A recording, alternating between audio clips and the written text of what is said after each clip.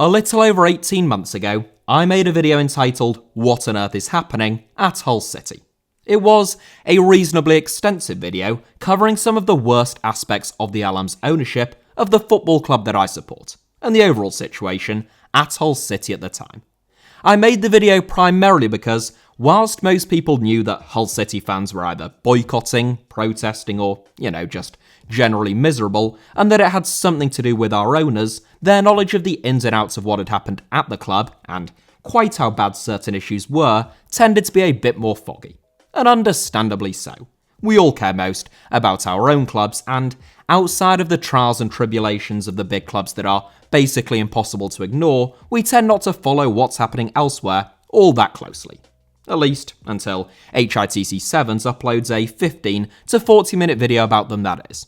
As an extremely brief overview of that original video, and of the situation at Hull City from 2011-ish through to 2020, and I do mean extremely brief, Allam tried to buy the KC Stadium in 2011, but the council wouldn't let him. And not one to hold a grudge, and yes, that is sarcasm, Allam decided in 2013 that he didn't want the words Hull City in Hull City AFC anymore because it was too much like Hull City Council, and he didn't want the council to receive any credit for the club's success. Except, he didn't admit that that was why he wanted to change the club's name to Hull Tigers, and instead invented some spiel about marketing and the word city being lousy, as he put it, claiming that within a few years, all teams with common suffixes like City and United would follow in his visionary footsteps and change their names. Spoiler alert, they didn't. Anyway, Hull City fans didn't really want to change the club's name, which had been Hull City AFC ever since the club was founded in 1904, and thought that Hull Tigers sounded about as naff and embarrassing as everyone else did. So they protested against the proposals, successfully, as the application was voted down by the FA, beginning a series of vindictive attacks on supporters by Allam and later by his son Ehab. The club's badge was changed, without fan consultation, removing the words Hull City. They removed concessionary tickets for children, pensioners and disabled fans, instead charging everyone the same price, and Allam even told fans that they could, quote, die when they wanted, in response to a fan campaign called City Till We Die. Allam also promised to sell the club for £1 and to walk away within 24 hours. That was 7 years ago. The Allams didn't walk away or sell the club for £1, but they did stop putting any money into the club while still taking considerable interest on the club's loan, which is owed to them, while selling all of our best players and letting the team rot. That is a very condensed version of what happened, with a great many details left out. I would recommend watching the original video if you haven't already and would like to know more. I very modestly believe that it is the best account of the Allam's ownership of Hull City that I have personally seen online, and it is all just as relevant now as it was then. But after 18 long, torturous months, I feel as though it is finally time for an update on the club that I hold closest to my heart. When I made that original video in March 2020, during this same week that the UK entered into its first COVID-19 related lockdown and all football fixtures were postponed due to the pandemic, Hull City were just above the Championship relegation zone. We had actually been on the verge of the playoffs at the start of January, just 1 point off 6th, but we then went on an awe-inspiringly dreadful run of form, winning only one of our last 20 games of the season, a run which included a whopping 16 defeats. That run of form also included a rather infamous 8-0 defeat to Wigan Athletic, and throughout our slide down the Championship table, but particularly following that 8-0 defeat and when our relegation in last place was confirmed, I kept having people ask me to make some kind of part 2 or update to that original "What on Earth is going on at Hull City" video. People seem to really enjoy watching me wallowing in despair, which I suppose is understandable. I think there is something about watching or listening to an authentic voice, for want of a better term, that people like. It's probably why fan channels like AFTV are so popular, despite the fact that you could probably find better insight elsewhere. The problem, as I tried to explain to people, was that nothing substantive had really changed. We were still owned by the Allams, they were still doing all the terrible Allam-like things that I described in the first video, and it was just the case that their chickens were finally coming home to roost. And the mismanagement of the club was being reflected in the starkest possible terms in our performances and results. Basically, in that January transfer window, we sold our two best players, Kamil Grosicki and Jared Bowen, who we were incredibly dependent on in terms of creating goals, scoring goals, and, well, by virtue of those two things, actually picking up any points and winning any games. It was part of a long-term trend of losing our best players, but the loss of Bowen in particular, who was the best player in the championship at the time, was simply too great of a jolt to the system to go unpunished. The current West Ham star had long papered over some pretty severe structural damage at what was then the Takeover Stadium. And so, when people asked me, I basically just said no, because all I would have been able to add was what I just said now. Instead, about 6 months later, I decided to turn the format of the video into a series looking at clubs who had deep structural issues entitled What on Earth is Going On at X, which has probably become my most successful series to date. So, at least some good has come from all of these years of misery and the woeful mismanagement of the club that I love, which had so much potential at one time, but threw it all away, and for what? A childish feud with the local council. Anyway, enough of my whinging. 18 months on, it is time for me to cave in and return to the club that started this series, partly because I think it is quite cathartic for me to just throw all this information down every now and then, and I hope that you'll enjoy it, but also because there are actually some meaningful updates to speak of now, which there weren't when I was previously asked. So, I shall pick up where we left off. The second half of the 2019-20 season was just a monumental disaster. An omni-shambles of epic proportions from start to finish. I say this with absolutely no disrespect intended, but when you lose 8-0 to Wigan Athletic, you do get serious John Coleman, I'm rapidly falling out of love with football, I just wonder, what is the point anymore vibes. The only positive from the second half of the 2019-20 campaign was the fact that we weren't allowed to witness it in person. For instance, I was in the shower for 4 of the 8 goals that we conceded against Wigan, and if you're thinking, he must take awfully long showers, well, I do sometimes, but not that long in this instance, we just conceded 4 goals in less than 10 minutes. Fear not though, because a new season heralds new beginnings. I mean, not the owners, of course, they were still there, like a particularly belligerent and pernicious sexually transmitted infection, and we still couldn't attend games just like everyone else. But it was a clean slate for the players. A new season, a new dawn. And for all of my negativity, it really would be a fresh start for a number of players. And for the manager, Grant McCann, in some respects. And I must admit that they far exceeded my expectations. There was an air of disbelief the previous season amongst many supporters that Grant McCann managed to keep his job whilst enduring the worst run of form in the entire Football League. Most managers would have been sacked at half-time during that Wigan game, but McCann insisted that he was building something, and urged for patience. It looked as though he might actually have been onto something in League One, as George Honeyman enjoyed an excellent breakout campaign, Malik Wilks scored 22 goals, and a number of young players such as Jacob Greaves and Alfie Jones were bedded into the first team. A strong start and finish to the season made amends for some dodgy mid-season form, as the Tigers won the League One title, the club's first league title, in 55 years. Hurrah! All is forgiven. The Allams aren't that bad, and Grant McCann has the Midas touch. Yeah, alright, not quite. But McCann and his team did deserve real credit. Bigger teams than Hull City have got stuck down in League One for a number of years, Sunderland being the most obvious current example, so bouncing back at the first attempt with a young squad as champions is no mean feat. Over the summer, though, a period of preparedness would be required upon returning to the league that the club had finished bottom of just 12 months prior. However, whilst League One playoff winners Blackpool went out and signed Jordan Lawrence Gabriel for up to £700,000, along with a flurry of free agents including veteran Championship centre-back Richard Keogh, and runners-up Peterborough United forked out £1 million on Joel Randall, £350,000 on Oliver Norburn, and brought in Jack Marriott on a free from Derby, Hull City were under a transfer embargo all summer. During the 2020-21 season, the Allams accepted a loan from the EFL, which was offered to all clubs in order to plug the gap of the loss in revenue from fans not being able to attend games.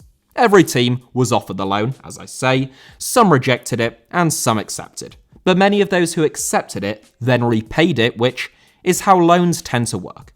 However, under the terms of this particular loan, if the loan wasn't repaid within the specified time frame, it would cease to be a loan and turn into a grant, meaning that it would essentially be free cash that wouldn't have to be repaid. Free cash, you say? Well, the Allams couldn't say no to that. Unfortunately, free money tends to come with some strings attached. And in this case, the small print stated that if you didn't repay the loan, you couldn't then use that money on player recruitment.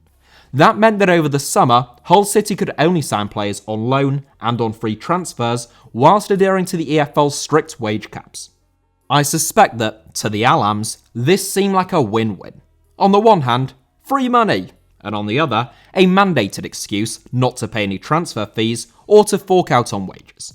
Of course, as with the sale of Kamil Grzycki and Jared Bowen midway through the 2019-20 season, the one thing the Allams seemingly forgot to factor in is that if you have a team full of League One players in the Championship, there is quite a good chance that you won't be in the Championship when the season ends.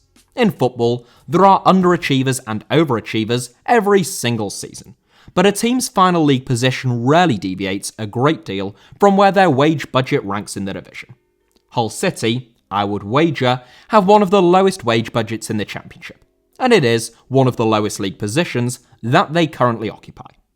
We will have played an extra game by the time this video comes out, but at the time of recording, Hull City are 23rd in the Championship with 9 points from 16 games, which is an utterly atrocious record. The only team below the Tigers in English football's second tier is Derby County, for the sole reason that they were slapped with a 12-point deduction for entering into administration. If it weren't for that fact, they would be 8 points ahead of Hull City, and Derby have had a pretty rotten time of things, so you would have to be a pretty dreadfully mismanaged team to be 8 points worse off than them. Even under the tight self-inflicted restraints that Hull City were operating under, saving pennies that will ultimately cost them pounds when the club is relegated again, there was still some really stupid inaction in the transfer market. 9 players were introduced to a very youthful squad, either on free transfers or season-long loan deals, only one of them being over the age of 30, namely Tom Huddleston, who could actually have been a big help this season if he weren't permanently injured. The only other issue with Huddleston's signing is the fact that he plays in central midfield, like 3 other summer recruits, all added to a squad that wasn't exactly lacking in central midfielders to begin with. Meanwhile, the gaping holes in the squad, most notably a lack of experience at centre-back and no proven Championship goal scorers, went completely unaddressed. Hull City's 3 first-choice centre-backs this season are 24, 21 and 21 years old. All have varying degrees of potential, but look totally lost without an older head alongside them to steer them through games. Similarly, up front, Josh McGuinness and Tom Eaves are 2 strikers who have shown beyond any reasonable doubt that they will not score goals at Championship level. Eaves scored 5 in 40 the season that we went down, whilst McGuinness bagged 4 in 29, following 4 in 42 for Bolton Wanderers the previous season. I mean, honestly, what did anyone expect? This is nothing against them or any of the current Hull City squad. I'm sure they are all perfectly nice lads who are very professional and want to do well personally and for the club to succeed. But I would be professional if Hull City signed me, and I would want the club to succeed as well. That wouldn't change the fact that I'm not good enough at football to keep the club in the Championship. So that is where we are at from a footballing perspective. Grant McCann is once again pretty widely despised, with constant calls for him to be sacked during games when our depleted crowds muster up the strength to carry out a brief chant. For what it's worth, I have not much love for Grant McCann, but I do think most managers would have a very difficult time under similar circumstances. He doesn't help himself, don't get me wrong, with the club basically having seized communication with any news outlets or radio stations who dare to ask testing questions like, "Why are you so rubbish?" or "When do you reckon you'll mathematically be relegated?" But my suspicion is that there are only a handful of managers who could keep this group of players in the Championship in all of world football, and that not many of them would want to join Hull City under current circumstances. Nonetheless, I would still sack him, because we are losing pretty much every week and something desperately needs to change, even if it's only for the sake of a 2-week honeymoon period under a new manager, with blissful draws perhaps at home to Millwall or away at Reading. Hey, a man can dream, alright? At the end of the day, who cares though? League One, the Championship, it's all the same. Sort of. Not really, but you know what I mean. But what really matters is enjoying your Saturday afternoon. For all too long now, and we are talking about a number of years, attending games has been a joy-sapping experience for Hull City fans. Honestly, I love football. I will watch just about any standard of football and find some joy in it. And I love Hull City. But it is really bleak. The place is dead. It is less than half full, the whole West Upper Stand has been shut for years now, and there is just a constant, bubbling malcontent that lingers in the air, that is aided by the wretched performances and results every week, but would be there even if the team was winning games. The solution, as it has been for so long, is very straightforward. The Allams must go, and on that front, there is, finally, some movement. In April 2021, Turkish businessman and media mogul Acun Ilicali stepped down from his role as co-owner of the Dutch Eredivisie side Fortuna Sittard, following just a season at the club, who he acquired with fellow Turkish businessman Özgür Işıtangün the previous summer. During Ilicali's time in the small city of Sittard, Fortuna climbed out of the Eredivisie relegation zone to record a mid-table finish. But Ilicali severed his ties with the team, stating that he wanted to purchase a football team in England. You can probably see where I'm going with this one. In September, Ilicali told Turkish media sources that, quote, "If God permits, my dream will come true. I want to fly the flag of our country in England with the success of Hull City." End quote. This came as news to most Hull City fans, 99% of whom, outside of our small Turkish fan club, had never heard of Ilicali, and there had been absolutely nothing in the national or regional press over here mentioning him prior to that point.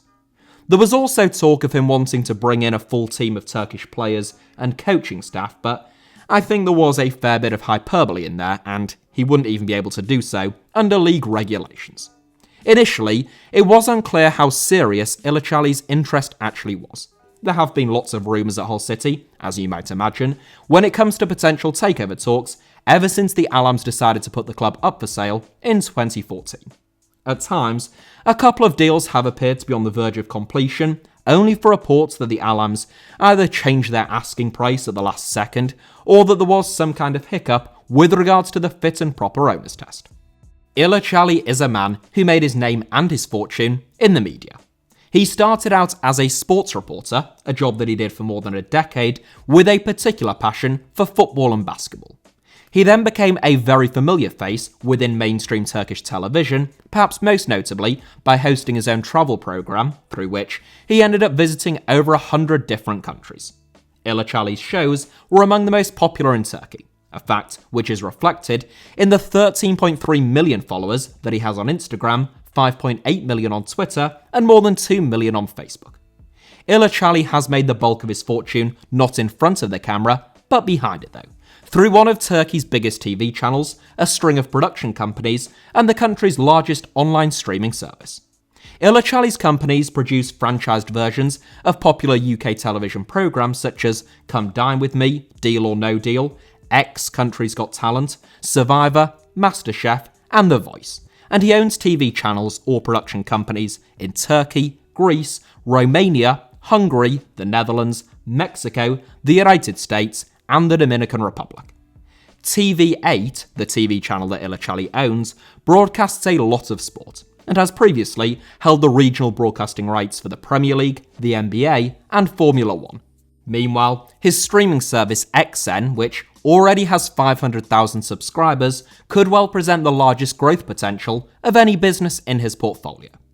Most of those nonsense online net worth estimate websites, which I would urge you not to trust, at least outside of people who primarily own stock in publicly traded companies, put Ilicali's net worth at around £100 million. But regardless of the veracity of that estimate, which I wouldn't personally put any trust in, it does appear as though Ilicali's wealth has grown and is growing rather rapidly right now and in recent years. Ilicali has been described as a Turkish Simon Cowell, and he is certainly someone who doesn't seem to shy away from the spotlight. He has had several TV programs and documentaries made solely about Acun Ilicali. That, combined with his love of football, is most likely why Ilicali wants to get in on the act when it comes to English football. There tends to be rather a large spotlight shone on Premier League owners, and reaching the Premier League would inevitably be Ilicali's ambition. As part of his deal to acquire the club, it is reported that Ilicali will pay the Allams £30 million up front, plus a potential £20 million should the Tigers reach the Premier League in the next 3 years. It seems a little unreasonable to me that the Allam should profit from us reaching the Premier League after they have gone, though hopefully it won't seem too pessimistic of me to suggest that the chances of us actually reaching the top flight over the next 3 years seem rather slim to me. Unless Ilicali really is the reincarnation of Jesus Christ and is capable of performing miracles. Hull City currently owes around £40 million to the Allams, debt that would be written off in the event of a sale. That is less than the actual value of the sale, as some of you may have noticed, assuming that the club doesn't reach the Premier League over the next few years. But the Allams will still have done very well out of their ownership of Hull City AFC, having profited to the tune of somewhere between £30 to £40 million up to this point through the combination of interest on their loans to the club and group tax benefit. There are, I would estimate, a not insignificant minority of maybe 10% of Hull City fans who are nervous about Ilicali's arrival, urging the caution of, be careful what you wish for. I do not particularly understand these people. I have no idea whether Acun Ilicali will be a good, bad, or even downright dreadful owner of Hull City should the takeover be completed. But I do know that the Allams are dreadful, and they are in charge right now. So, personally, I'm happy to roll the dice because right now the club is dying and all of the fun has gone. If our next owners turn out to be equally terrible, which I do find quite difficult to imagine, well, we will cross that bridge when, or hopefully only if, we come to it. At the end of October, Hull City released a statement stating that they had entered into a period of exclusivity with a potential new owner, which, if I'm not mistaken, is a bit like what you do when you start seeing someone that you like, but you're not quite ready to become official yet. It is a promising sign, and I'm told that Allam has assumed a certain amount of control over the talks, which is positive news for Hull City fans since, whilst they both have a history of bulldozing deals, Ehab certainly seems to be more prone to ruining things. I'm also told that the date of completion is supposed to be either December 11th or 12th, so in around a month's time. I refuse to get too excited. We have had too many false dawns since 2014 when it comes to takeovers, and no one ever lost money underestimating the sheer pig-headedness of the Allam family. If a takeover does happen and the new owner is a bit mad, I may well make a third Hull City video at some stage, assuming that you have all enjoyed this one. Hopefully, if it does happen, and obviously I hope it does, he doesn't then try to change the club's name to Istan Hull or anything like that, but I will keep you posted. As I was doing the final edits of this video, something remarkable happened. Hull City won an actual game of football 2-0 away from home against Barnsley, to climb to the dizzying heights of 22nd in the Championship. Our promotion push starts now. I know the Irish guy predicted that we would finish second this season, so cheers to that, and I will snort some of what he's having.